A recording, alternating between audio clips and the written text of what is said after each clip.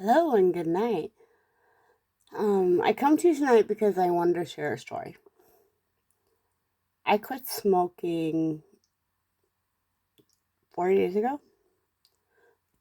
Probably the hardest thing I've done in a very long time. I don't know if it's true. I heard a research study that says that quitting smoking is similar to quitting heroin. I never quit heroin. I don't know. But I know that when you do quit smoking, it's really hard. My sleep schedule's been a mess. My bowels have been a mess. Honestly, I'm sorry if y'all had to smell me. I have farted more in my life than I have in the last 2 months since I quit smoking. But as I come to you, I am 40 days smoke free. It wasn't an easy journey to even get here. I have an addiction. My addiction is nicotine. In late September, I got really sick. I mean, it started as a cold. I pretty sure I got it from my son. Love you, Bubby. But my throat hurt. I had the nose thing. My and I coughed. And I coughed. And then all the other stuff started to leave, and I still coughed. And I coughed. It got to a point where like I was struggling to even sleep. My literally my lungs just crackle, crackle, crackle. I could feel everything in them. So I went to a prompt care. They got worried, took a chest x-ray, said, yeah, there's some possible signs of pneumonia, so we're going to give you some antibiotics and steroids. They sent me home on that. Just so you know, a type 1 diabetic, steroids are a nightmare. A nightmare. Honestly, you almost feel worse with the high blood sugars they cause than you do with the fat. But the steroids cleaned everything up. I was breathing again good. I know at that point I'd been coughing a lot. People at work had been noticing it. They'd been making comments about it. One guy at work kept saying, "Oh, cover your cough," which, by the way, I did. But then the steroids wore off, and it all came back with a vengeance.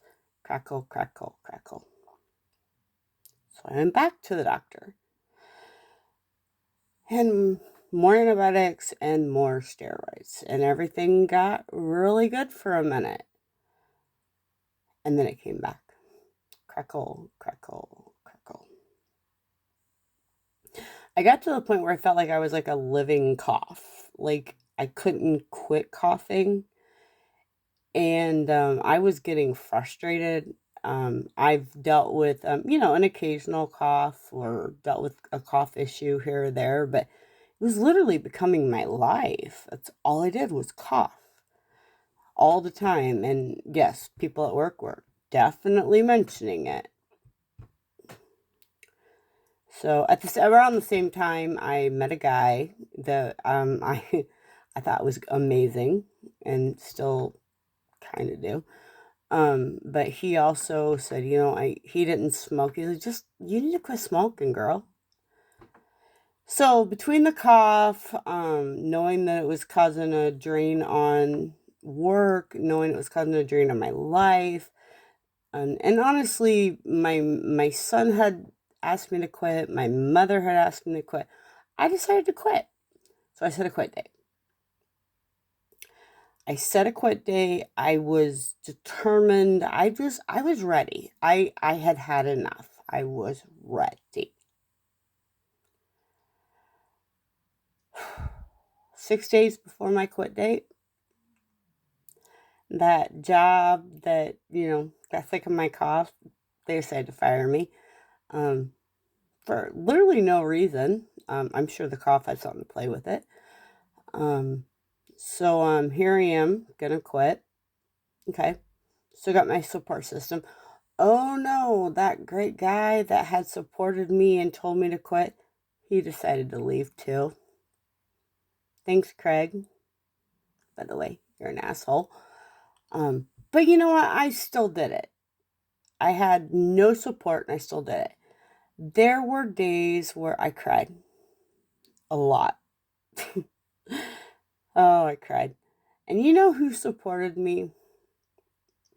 My dog. His fur has held more tears than I can tell you. My cat, who laid with me, and I'm pretty sure I've learned that my cat can hug, because like I would get so upset, and she would literally just wrap her arms, her little arms and paws around my arm. And my son, my 11-year-old son, that when I tried not to cry in front of, he would look at me and say, "Mom, are you okay?" And I say, "No, I'm not. This is hard." And he'd say, "Mom, you can do it. Mom, I love you. Thank you for doing this." What I've learned in this process is it's not hard. I'm be honest, right this very minute, I could go smoke a cigarette and not even think about it. I would be like, oh, really? But what I've learned is there are a lot of people in this world that love me in my own home. Two cats, a dog, an 11-year-old child, my mother outside of this home. I'm not alone. There's a lot of people who haven't understood, and I felt a lot of loss during this process. But I did it. I did it. And I'm going to keep doing it. And you know what? You can too. So I guess the reason I'm posting this, biggest reason I'm posting this is like, if you really want to quit smoking, I'd love to talk to somebody who wants to quit, and I'd love to have another person in my little um circle of people to talk to. But I promise you, if you need a support system, you got me. And honestly, I'd like to start a support system for other people, because yeah, it was really lonely in the beginning, and even though I did have my family, nobody really understood how hard it was, because it's been so hard. And I'm still fresh. I'm gonna be honest. I'm still fresh. I'm still on the patches, but it's been hard. So I guess the thing is I would just like to reach out to other people and just say, I'm here if you want to quit, and message me. Let's talk, because I'll support you, and you can support me, and then both of us can succeed and support another.